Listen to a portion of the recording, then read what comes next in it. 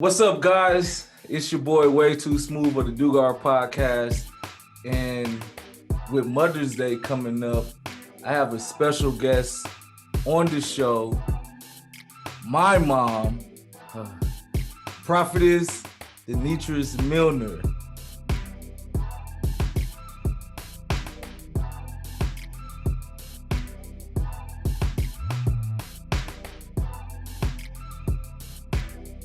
How's everything been going for you, Mom?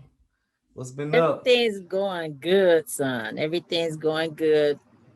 Got so much that I've been busy with, but everything's going very well. Okay, tell the people a little bit about yourself. I mean, I know what you be up to, but they may not. So, enlighten them. Okay, well, first of all, I'm Prophetess Deneatrice Millner, and I don't take that title lightly. I was called into the ministries about 30 years ago. Um, and I've been in ministry all my life. My parents raised me in ministry. So that's really basically all I know. I've never been out there in the world like that, but I have dibbed and dabbed. um, but here, through all of the experience that I had, the Lord has called me out into ministry, back out into ministry. And we're here in Texas at City Hill with New Restoration Outreach Training Center. And we have a ministry here. And we started this actually 3 years ago, 3 or 4 years ago, actually, when we moved up here. And so How's now that been for you? Being down in Texas. it feels good being down here. It feels at home because I'm from Gary, Indiana, and I'm not used to the big city. Yeah. So City Hill feels like Gary, Indiana for me. So when I came to City Hill, I was like, this is home for me. So I felt like right in. And because Gary, Indiana is kind of like country. So, City Hill feels the same way. So, um, yeah, I really enjoy up here in Texas. And the people are very friendly. Oh, So, what got you interested in religion? I know you said your parents kind of raised you in that direction, but as with um some church pastor kids or whatever, you will see them kind of go astray, I guess, start careers doing other things. But it seemed like you stayed the course. So what kept you or what got you interested in going the religious route? but it's true. My parents raised me in church. We used to wear dresses, and I used to get teased, and I could have left God because that was to me a good reason to say, okay, I can't deal with this no more because you get teased. And as I was growing up, they used to call me church girl, Mm. and I was picked on all the time. And but what got me to stay in it was I developed a relationship with God at a very early age. I used to remember when I was younger, it was me and a young girl named Juanita Lucas, and we used to go out to the playground by ourselves and just talk about God. It was almost like he was just such a part of me, and he kept me together. No matter what I went through, he was there.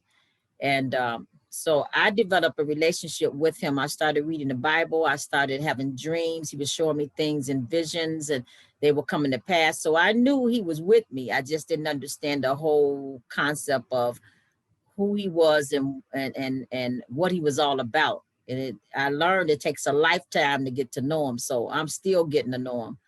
But I developed a relationship with him at an early age. So that kept me wanting him more. So I was very grateful that my parents introduced me to him. Even though they did not stay on track with him, I still hung on to him no matter what I went through. Do you feel like it was a defining moment where you was like, I know for a fact that God is with me now? Because I feel like some of us do look for that sign, that God is with us. Yeah, I had a incident where I tried to take my life. I took a lot of pills. I remember my mother was going through really bad, and I didn't want to be here anymore because they used to being abused. Uh, I was really abused for having dreams and visions, and they actually come to pass. And I remember trying to take my life from that, and it didn't work. And I knew then that God was with me because He didn't even allow me to leave here. And then the more I'll start going to church, the more encounters I start having with them. Just things, just the dreams and visions was the biggest thing. If you had to ask me what really got me, was that the dreams and visions, they come into pass. When you see something that actually come before you, like this is what's happening. My sister getting pregnant, my best friend getting pregnant. I'm telling them before it happened and it actually came to pass. Let me know that it was something about me that it had to been a God. So So did I that knew ever then it was scare him. you? Absolutely. I lived in fear of that for a long time. I ran from it for years. I remember your dad saying, please, please accept your calling, because we suffered so bad because I didn't want to accept. Absolutely. I was so afraid of giving up the responsibility to it because I didn't know it was more of a blessing than anything to be able to help God's people. Okay. So you grow up in a I guess a Christian household, so to say, and then you get to a point where you reach your adult life, or whatever. Well, you become an adult, I should say. So when you became an adult, what was that transition like? Now that you're able to make those decisions for your own life, and you don't really have to, I guess, follow the guidance of your parents, but knowing that you wanted to still be in church. Well, I think if my parents had stayed on track, I probably would have stayed on track. But because when they got a divorce, and divorce, of course, really hinders the family, it breaks the family up, it hurts the family. Through that, everybody started going different ways, and I tried going a different way. I tried, I went into fornication and started lying, and from one sin it brings on another sin, and I tried the life, but no matter what I tried, God always pulled me back. It was like the scripture said that about a man has his plan, a man can have his own plans, but God, his plan gonna overcome them all. So no matter what plans I had to go do my own thing, my life was miserable unless I started doing the plan of God. So I tried everything else, but God would always bring me back and say, you got to get back to your purpose. And that's how I know if you don't do your purpose, you're gonna be miserable, within yourself, and it just don't work. It's either gonna be God's way or no way. That's what I learned. So it didn't matter what my family did or where everybody else went. God has always kept me on track. Where you belong to me. So And I go ahead. no, go ahead. You was gonna say And something. I was finna say, and I think anybody that's been chosen would be able to relate to that, because the person that's chosen doesn't own their own life. I mean, because the Bible said many are called. A lot of people called to God, but they don't come.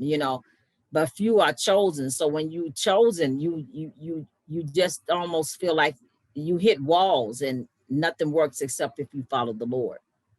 So when do you feel like you made up your mind that you were gonna be like fully committed to walking that path? Because we so like me myself sometimes like with you being my mom, I grew up in that household.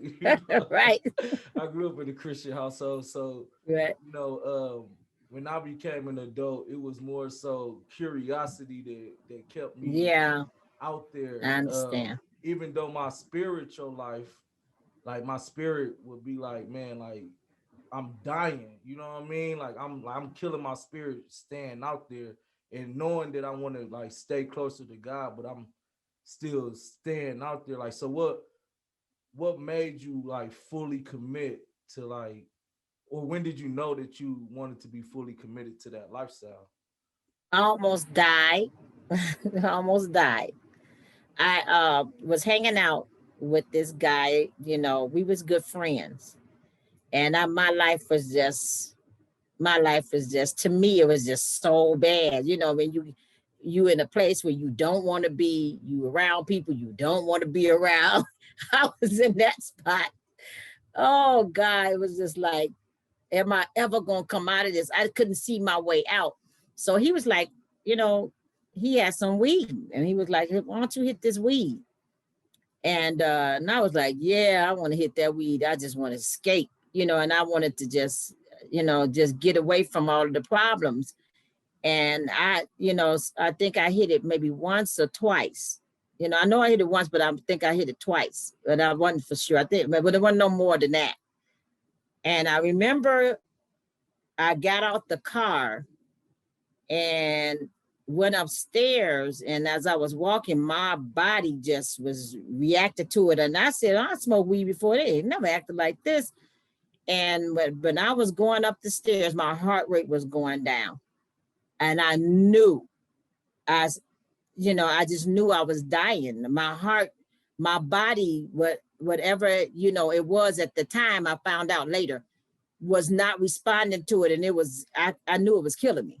So I went in a corner in my bedroom, and I pleaded with God. I said, if you give me one more chance, I won't smoke nothing else. I won't do nothing else. Cause I knew that somebody could have found me in that house dead. And I come to find out he had laced it with crack. And when I found that out, I was so scared that I could have died. And I made up my mind that day. That was it for me. I looked for God. I looked for him, and I found him, because I had left him, I Yeah. had strayed away because things weren't going right. And it's easy to do when things ain't going right. You just stray away because things is already hard. But that right there, I didn't want to die like that. I didn't want to die like that. I could have went to hell because of the way I was living. And so that turned my whole life around, So changed my you life. And I never left him, never, just walked away and said bye-bye. I never did that again over problems. so you one of the few people I know that actually said that prayer and meant it. Cause I can Yeah, I meant remember it. I never smoked again. yeah, Never. man.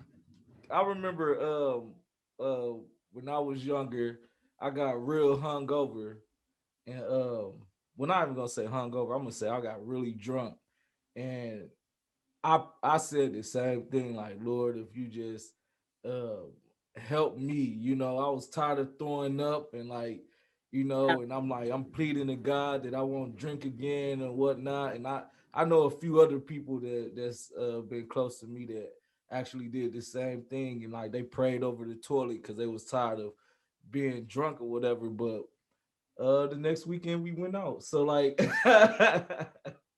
so Well, what I've learned from it was, it was no problem that I had on this earth that was worth that. That going near death, I knew Satan was after me. I knew he could have took me then. It had not been for the hand of the Lord. So that was too scary for me. And it's depending on your fear, of God to me, how strong it is, because I feared him, and I knew that he could kill the body and the soul, because I was raised that way too as well. So I never went back. It wasn't worth it. I didn't even think about it. And when I found out he put crack in it, I knew. I said there would be no way I would do that to myself, my body. That was it for me. And so problems can make you get to that point where you keep running to that, when you don't really want to. But you think that's the way out, because we all want to escape, right? At that right. moment. But I learned that's what made me become strong. That I had to make up in my mind that no problem was worth me killing myself, you know, and that's what I would have done. So for like for young adults, and this is a good transition because I feel like us young adults, we do let our problems get the best of us sometimes. And for somebody that's going through something that's kind of heavy or whatever, sometimes they either lose faith in God or they don't necessarily believe in God. What do you say to someone like that may like let their problem cause disbelief? Well, the first thing I would encourage them to say, at the time that you in a problem, it always seemed the worst thing you can never be in. It always seemed that way. And it's always your thinking. It's always your thinking. Sometimes you have to sit down and weigh your situation out, because always remember, it's always somebody going through worse than what you're going through. See, that's when you get into Okay. the grateful, into that thankfulness and gratefulness. Because what happens is we complain, and that's what gets us into that situation where we get angry at God, we mad, we got to go through, we want a quick fix. And I just want to tell everybody there ain't no quick fix. Whatever you see now here that's being deceived is never a quick fix. All successful people has always went through something. You hear their stories. They slept in cars. They slept in their office. They didn't have nothing to eat. They was at their last wit. You suffer to become successful. That means sacrificing. You have to prove yourself to the world that you are legit in what you're doing, no matter what it is, because nobody going to believe in you if you can't stand strong in what you say you are or what are you doing. So I would encourage everybody that no matter what situation you in, no matter what problem you get, is never bigger than God. No matter how you feel like God ain't doing, he ain't moving, always remember that God is always doing something in the background. You never can see it. And he said, weeping may endure for the night, but joy coming in the morning. It's true. If you hang on just for a little while longer, the next morning, it's always going to be better. It's going to be better than it was that day. That's the truth. If you just hang on, hold on to your faith. It's your faith that'll take you through all the time. But you should never think that in this life, whether you're a Christian or not, that you're not going to go through nothing, because you're going to go through something. But some people, because they feel like when they get in God, they're not allowed to go to something else because they're going through, so they don't want to be bothered with God. But what the good thing about God is he teaches you how to deal with adversity, and adversity introduces you to yourself.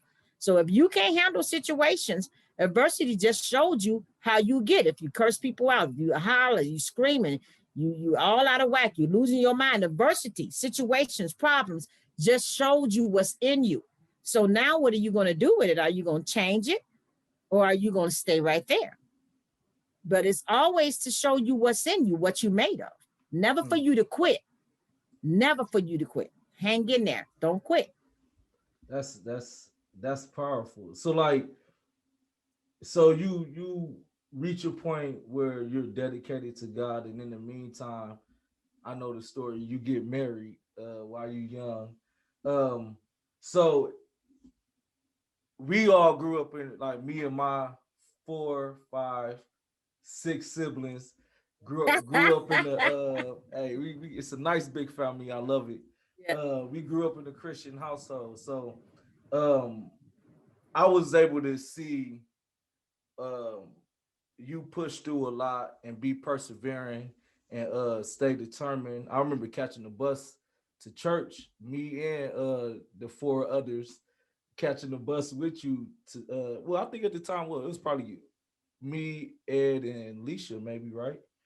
Yeah, okay. At that time, it's us and me and two others. So like my older brother and my little sister. Shout out to them. Um, so we catching the bus to go to church, right? So like that right there showed me how dedicated you was to being a mom also, and also being a Christian. So with Mother's Day coming up, I would like to ask you, what does being a mother means to you? What do it mean to you? Being a mother means a lot to me because it's a God-given thing. Everybody can't be no mother. There's women out here having children, but they're still no mother. Being a mother brings in protection, guidance, and unconditional love and strength. And a good mother will be able to own when she have failures, when she's not up to part, and can explain it. As many times I was very open and honest with my children. I never wanted to hide anything from them to make them think I was something that I wasn't. That's a fact. So being a mother is being honest, and I always live that. I believe in honesty and living an honest life, and so I think uh, uh, women can tend to take it lightly, but if you're a mother, that's an honor, and I think unconditional love is everything. There's one thing I learned to give to my children. It wasn't given to me, so I had to learn it. And when I got it down pack, I gave it from my heart. I gave it. And sometimes it's very hard to for your children to sit down and tell you about you. But I gave them that opportunity, to tell me, you know, what hurted them. I think that's the best thing a mother could ever do is open herself up and to be able, to hear about herself, and I had to be able to do that and be strong. And it made me a stronger woman because I needed to know my shortcomings and needed to get better. I got two other, and well, a granddaughter too, but two other children that's little, younger than you guys that, needed the best part of me. Yeah, So through you guys, it brought out the better part of me so I can get better as a person. So being a mother is a great opportunity um, to love to me. Mother and love goes together to me. it just do. A mother love is the best love you can ever get.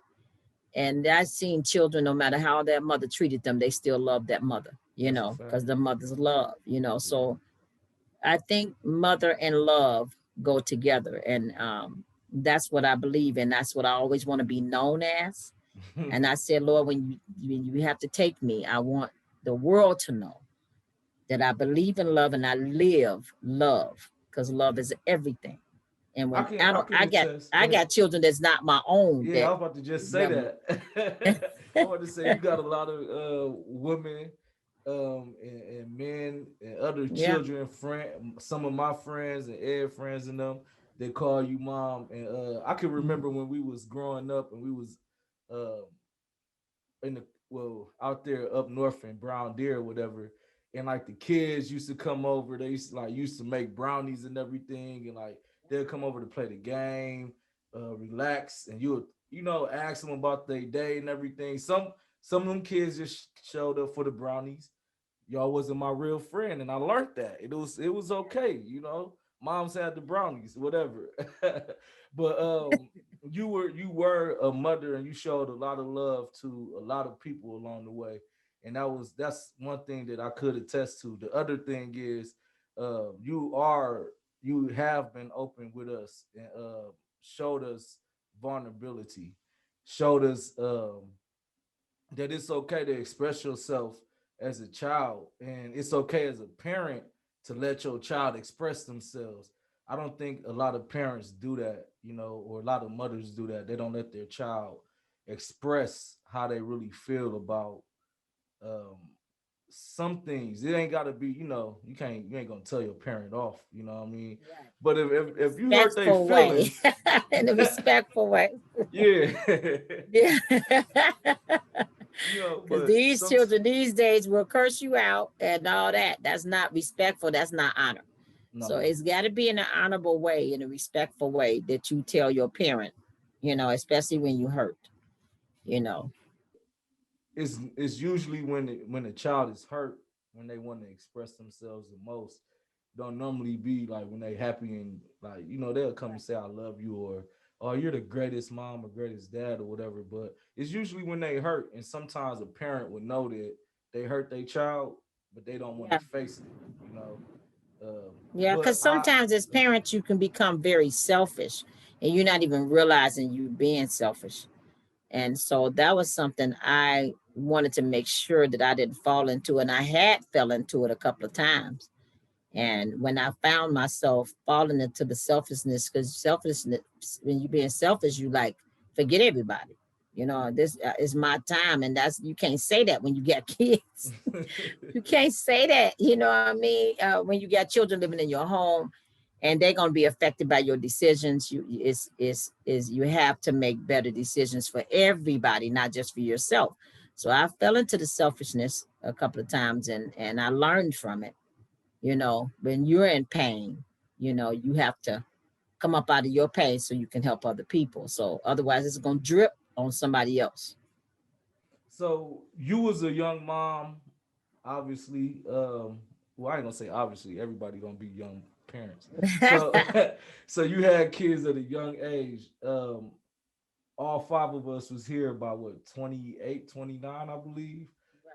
So what would be your advice for young mothers out there that probably don't even have five kids, but probably struggle with one in a situation because you was married, so you know um they might not have the dad in the house or whatnot. So like, what would be your advice for young mothers out there that might be?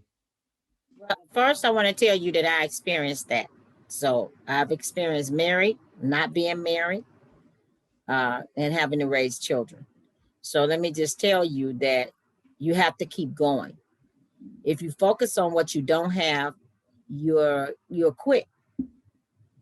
The most important thing is focusing on what's ahead. Write down your dreams, write down your visions, and aim for it. It ain't never too late. Take your baby with you. I've seen women that finished college with little children that were on an honor roll and everything. I went to school, was on the honor roll with all five of my children.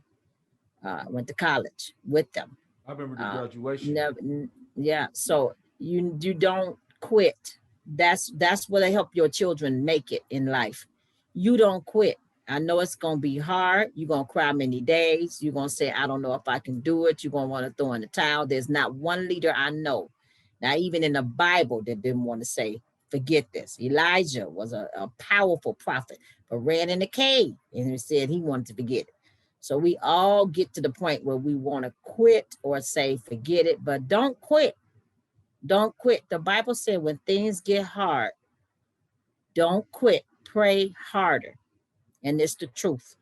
You have to pray harder because no adversity or affliction is going to be easy. We always got to remember that Jesus suffered the most. I was just studying about his when he prayed, and the Bible says that when he prayed to God before he was crucified, he was sweating like blood dropping from him, the Bible said. And so when I was reading further with that, with his prayer life, the Bible said his crucifixion was excruciating. That was the most, when a person tell you they're in excruciating pain, that means a crucifixion pain. That means a pain that is unbearable. Only God can get you through. And so anytime he experienced that and made it through and showed us how we can make it through, we all can make it with his help. Don't try to do it without him, women, because you cannot make it in this world without God. You just can't. You could try, but it's going to get hard. You're going to want to check out because things will hit you sometimes in the stomach and make you fall over. It can hit you hard. So you just have to remember there's somebody out here that's bigger than us that can help you bear that burden. Okay, so I like that advice. Yeah, I like that advice because I feel like sometimes I can like I be able to see certain situations kind of picking and poking and tearing some woman down at times or whatever, and or not even that. Like you don't even have to actively see the situation going on. You could just like see it on their face. They wear it. And like sometimes you just want to reach out and tell them like it's okay, man. I hope you have a great day. Like something just like I try to give out words of encouragement as much as I can, just so I can help brighten somebody else's day because I know it do be tough especially for some women who got to do it all by themselves, you know. Yes. So Yes. like, um, do you have any last words that you like to share with your audience? Well, first I want to say to all everybody, happy Mother's Day to everybody. All the mothers, I'm with you women. It's been tough, it's been fun, it's been we done had some laughs and we done had some cries. But I want to say to you, we are New Restoration Outreach Training Center here in Cedar Hill, Texas. We have service on Sundays at the Comfort Inn Hotel at 12 p.m. and Facebook Live. Also, we have a conference coming up about pushing through the pain. It's coming from off my book that I got, Oh, Pushing Through the she's an Pain. I'm author the too. author. I'm an author. But the conference is about people thinking that they got to stay in pain. That's why they said push through because you don't have to stay there. And some people are stuck. So I got a panel of ladies that's excited to give their testimonies and tell you how they made it through the toughest times in their lives, things that they didn't think they can survive through. And this conference is going to be powerful. You do not want to miss it because there can be somebody out there, and bring somebody with you. There can be somebody out there that feel like giving up. We're going to be on that panel to encourage you. You don't have to give up. You can make it through. We're going to talk about death. We're going to talk about abuse. We're going to talk about homelessness. We're going to talk about financial problems. We're going to talk about it, everything we can that can bring people through the things that they feel like they cannot accomplish. So that's going to be on Saturday, May 15th at 6:30 p.m. If you want to sign up, you can go on my Facebook page, Prophetess Deneatrice Millner, or just Deneatrice Millner page, and stroll down and you can find it there where you can sign up uh, for uh, and register for this conference. That's what's up. Tell them where they can reach you again. They can reach me on Facebook Live. I'm sorry, Facebook. You can inbox me in my messenger if you would like to, if you need more information. We wanted to give it to you or send you the flyer so you can sign up if you need them. Okay. So, um, I would like to also take this time. Hold on one second while I get things together. I also like to take this time to personally say Happy Mother's Day to you, Mom. I appreciate you being the best mother in the world for to me and to my friends and the rest of my siblings and family. Um, I will be there on the 15th, which is actually next. What is it? This Saturday Saturday. coming up, right? So this Saturday coming up, you it'll be on your main page, right? The Deneatrice Right. Millner page. Okay. I'll be So yeah. this Saturday coming up on May 15th, you could go to the Deneatrice Millner Facebook page. And you can catch the conference going on live at 6:30 p.m. And I'm gonna be tuned in because I know it's gonna be a good time. We're gonna have like she said, she's gonna have a lot of people with good insight and everything. And I look forward to talking. I know we can't cover everything right now, and that's We'll be back. it's okay. Hey, look, you know what? I'm gonna let you take it out. Leave us with a story um from you being the mom. Like give the people a good story, a family story Okay, or but let me something. give you this story about him. Right here on him. So my son, he don't talk much about it, but he definitely have a calling on his life. Okay, when I raised him, like he said, in church, and I taught them the word. We sat down around they would sit on the floor in front of me, and I would teach them, and I taught them about letting a yay be yay and a nay nay. I think he was about 5 or 6 at the time, maybe. He might have been around that age, maybe a little bit. It couldn't be no more than that. Maybe 6, 5, 6, 7, or 8, around that time. And so I told him, we were driving down the street. He said, "Mom, I want a cheeseburger." And I said, okay, when we get back from church, I'll take you to get a cheeseburger. So we went to church. And so I think we was running behind and I had to get home. And we just drove right on by McDonald's. And he said, Mom, you said you was going to take me to get a cheeseburger. Remind you, ladies, I taught my son that your yay be yay and your nay nay. That means you got to say yes or you got to say no. There can't be, in between. And so I said, well, honey, we'll do it another time. I said, we ain't got time right now. He said, Mom, you said let your yay be yay and your nay nay. Exactly. Yeah, I see. Turned around at the light and went back around to buy that boy that cheeseburger because you don't want to tell your children one thing and do something else. But it also showed me he was really listening. Yeah. So don't ever think your child ain't listening. They be listening. They don't mind. I'm not always do, but they will hold you accountable what you say. Hey, listen, that was the last time anybody in that house could use that yay be yay and nay be nay. And I'm happy to say I was the only one. So that's a great story. That's a great story. Well, Mom, it was nice talking to you. I look forward to talking to you again and having you on the show again. I love you. I love you too, son.